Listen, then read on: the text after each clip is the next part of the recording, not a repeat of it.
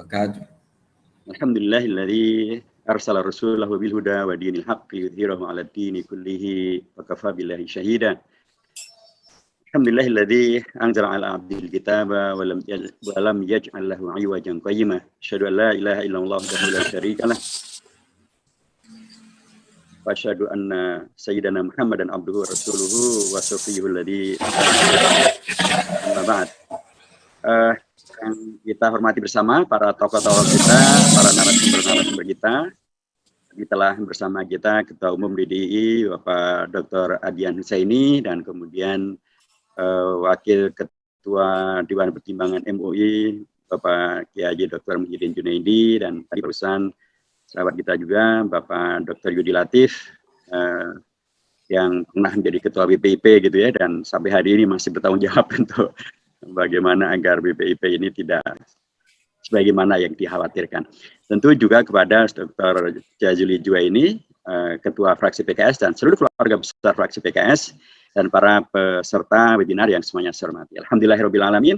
Jadi sunnah hasanah begitu ya yang dilakukan oleh Fraksi PKS dengan menyelenggarakan peringatan Hari Musi Integral pada setiap tanggal 3 April. Alhamdulillah tetap bisa dilanjut.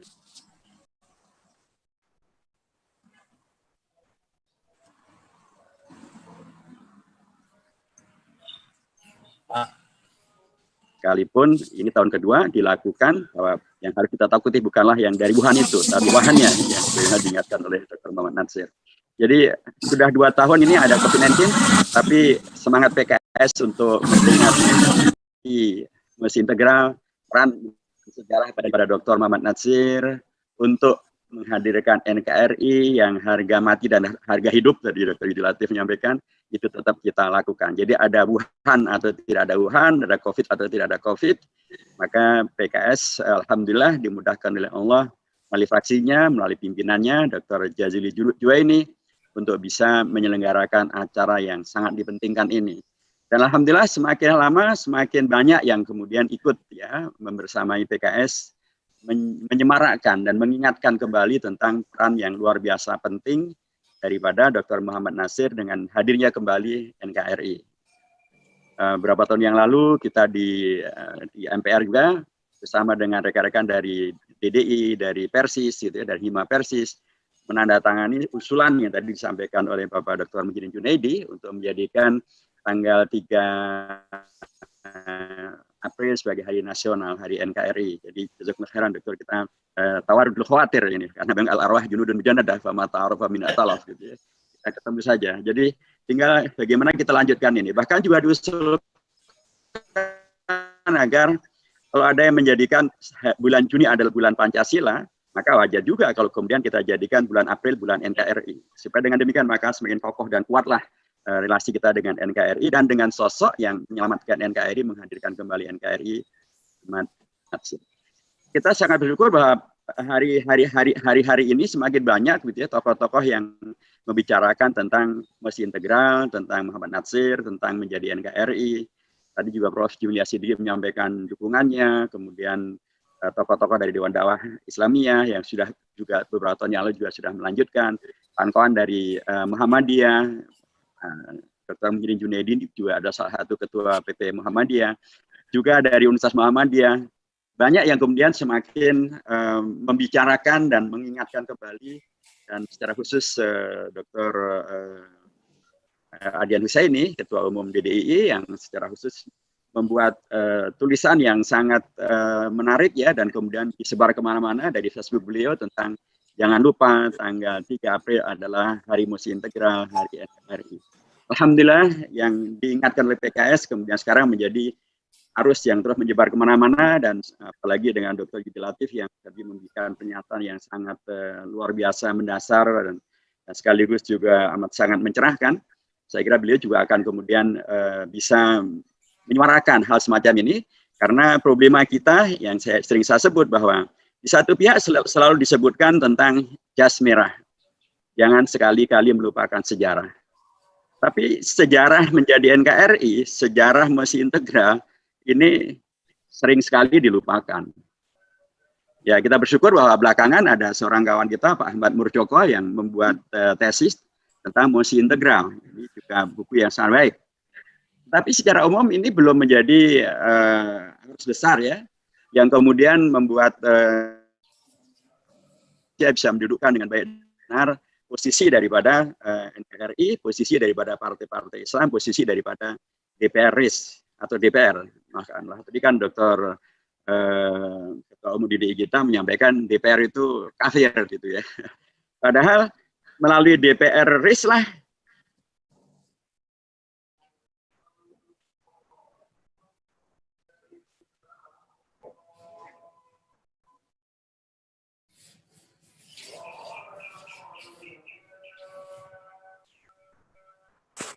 di mana di situ dulu yang mengkhawatirkan umat, misalnya tentang perpres untuk investasi penanaman modal terkait dengan masalah miras ya.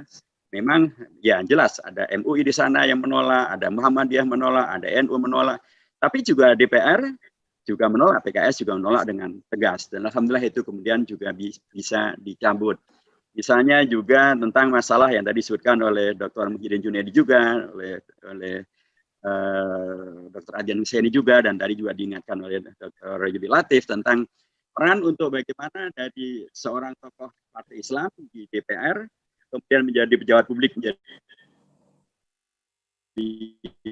menjadi Perdana Menteri, tapi kemudian sangat mementingkan hadirnya agama dalam kehidupan berbangsa dan bernegara yang membawa kepada pencerahan dan menghadirkan pemberdayaan yang luar biasa. Nah ini kan kemarin juga terjadi juga ketika ada satu peta jalan pendidikan nasional dari 2020 hingga tahun 2035, tapi ternyata peta jalan itu mengabaikan agama, bahkan tidak disebut agama, disebutnya hanya budaya. Padahal budaya dan agama itu satu rumpun di bab 13, pasal 31 dan pasal 32, itu tentang pendidikan dan kebudayaan. Dan itu kemudian dikoreksi oleh di DPR, termasuk oleh PKS, dikoreksi keras juga oleh Muhammadiyah, oleh NU, oleh MUI. Alhamdulillah itu juga bisa menjadi terkoreksi. Jadi peristiwa hari ini juga sesungguhnya ingin menyegarkan kembali, dan ini juga mengingatkan rekan-rekan di DPR bahwa DPR, sebagaimana DPR RIS dahulu, bisa melakukan peran-peran untuk menyelamatkan kehidupan berbangsa, menyelamatkan kehidupan bernegara, meluruskan kiblat bangsa, begitu kata Prof. Din, agar tidak kemudian menyimpang kemana-mana. Dan sosok itu dalam hal ini adalah Dr. Muhammad Natsir, yang saya sering sebut jas merah yes, karena kita memang tidak boleh melupakan sejarah, tapi kita harus jujur tidak boleh melupakan sejarah, termasuk sejarahnya para ulama tidak boleh dilupakan. Sejarahnya para umaro seperti Sultan Hamengkubuwono ke-9, seperti Sultan Abdul Hamid Al-Ghazali kedua yang menciptakan lambang Pancasila, seperti Sultan Syarif Qasim kedua yang membantu Indonesia dengan 13 juta gulden dan menyerahkan kedaulatannya pada Indonesia, itu tidak boleh dilupakan. Termasuk peran daripada Muhammad Natsir, politisi, agamawan, intelektual, negarawan yang menyelamatkan Indonesia untuk kembali kepada cita-cita awal Indonesia merdeka, yaitu menjadi NKRI. Karenanya jas merah yes, tapi juga jas hijau juga yes. Apa itu jas hijau? Kalau jas merah adalah jangan sekali-kali meninggalkan atau melupakan sejarah. Kalau jas hijau adalah jangan S kali jas, hilangkan jasa, ulama, umaro, dan umat. Jadi, jas hijau ya, jas merah yes, jas hijau juga harus yes. Supaya dengan demikian kita adil dengan sejarah.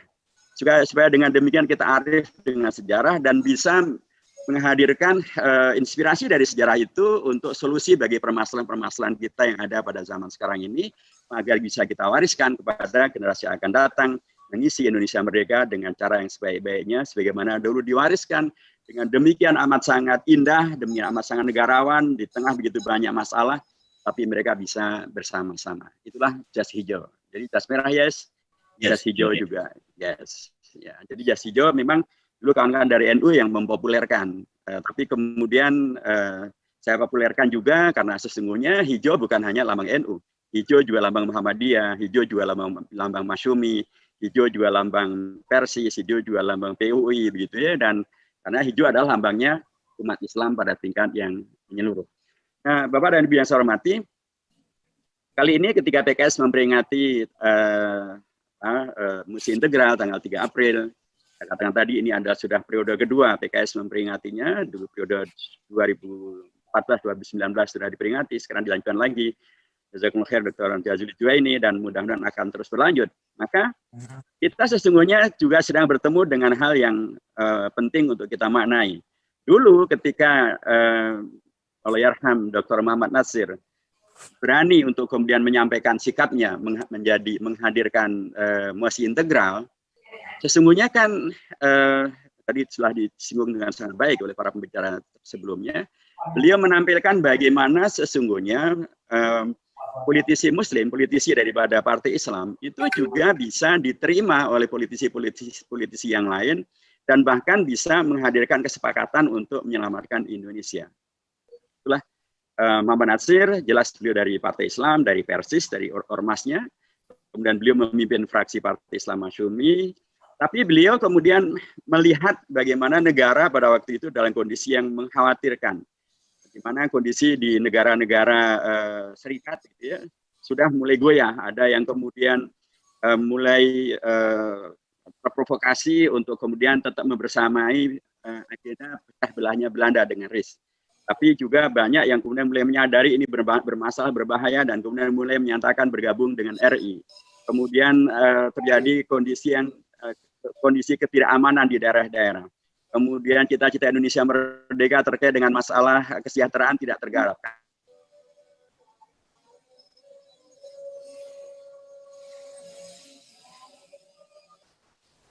Dr. Muhammad Natsir membaca kondisi yang mengkhawatirkan ini dan kondisi yang tidak sesuai dengan cita-cita Indonesia merdeka menjadi NKRI itu, beliau kemudian bertemu dengan para tokoh di daerah-daerah, dan atau beliau mendengarkan aspirasi dari para tokoh di daerah, dan kemudian beliau sekaligus ya berkomunikasi di DPR RIS, dan beliau bertemu dengan tokoh politik dari yang paling kanan hingga yang paling kiri, termasuk dari Partai Katolik C.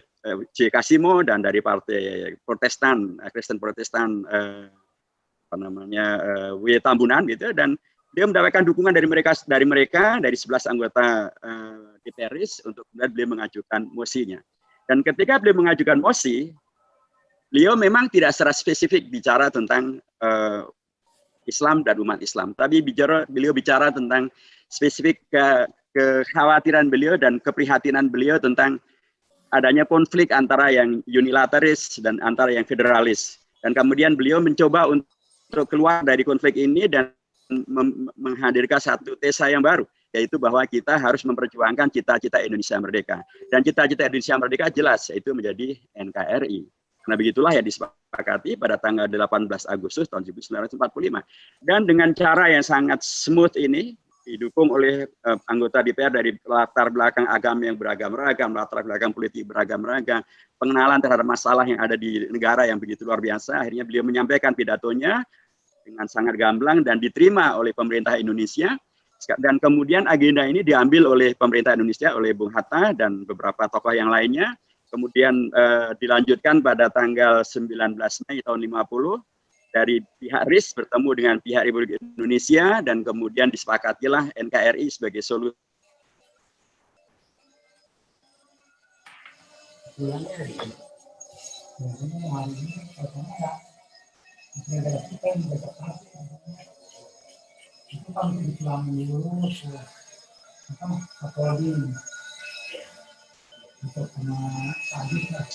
Dan kemudian pada tanggal 5 kemudian membuka jalan untuk kembali menjadi NKRI. Kalau tidak ada pidato ini, mungkin orang tidak lagi bicara tentang NKRI, karena NKRI sudah dikubur oleh Belanda.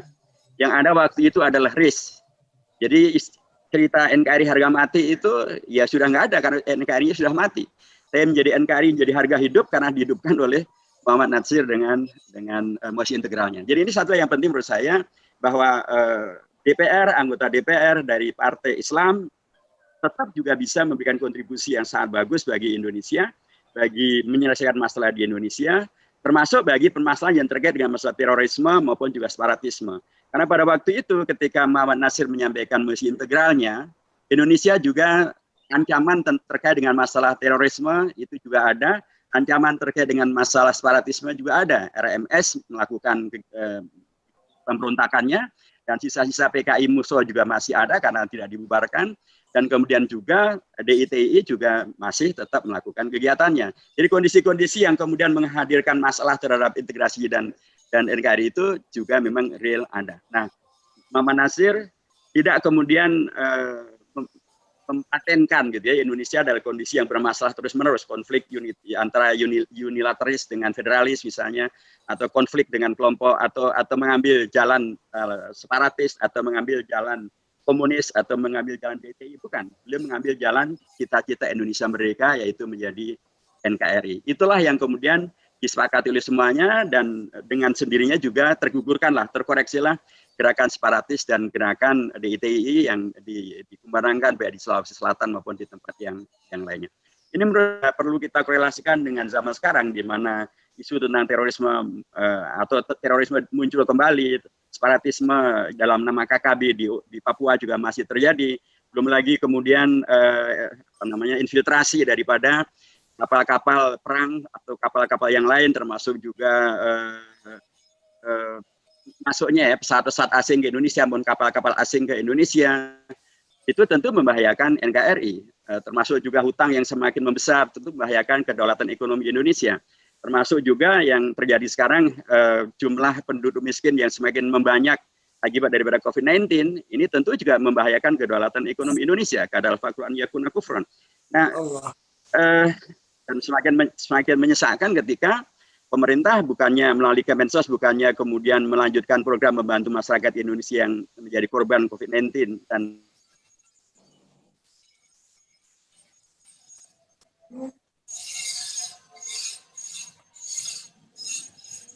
sosial yang meninggal juga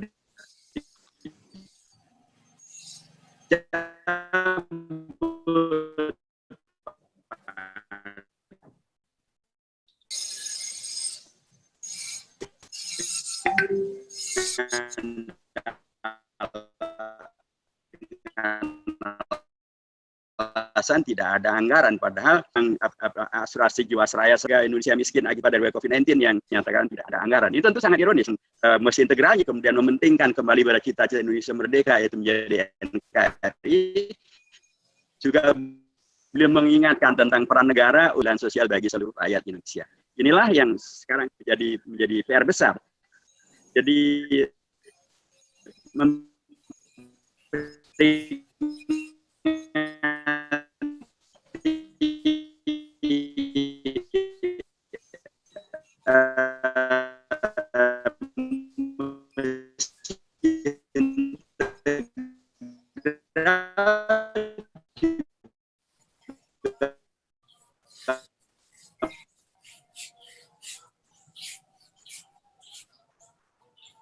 memperingati tentang peran negara yang harus menyelamatkan Indonesia supaya separatis maupun kelompok. Nah, terakhir yang saya juga sebenarnya memberikan kepada kita satu pembuktian memimpin satu kabinet atau menjadi perdana menteri. Manfaatnya bagi bangsa ternyata sangat luar biasa banyak, seperti yang tadi disampaikan oleh Dr. Yudi Latif ya. Beliau juga lah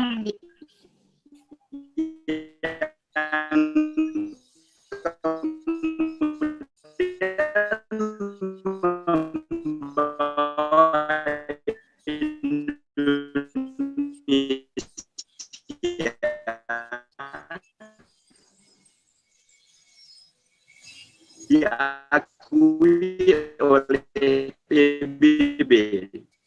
Jadi ini satu hal yang sangat luar biasa.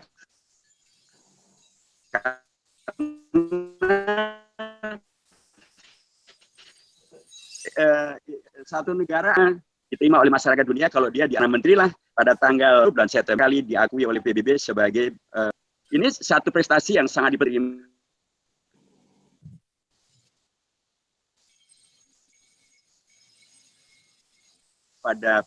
pada posisi Perdana Menteri justru menghadirkan manfaat dan maslahat yang sebesar-besarnya.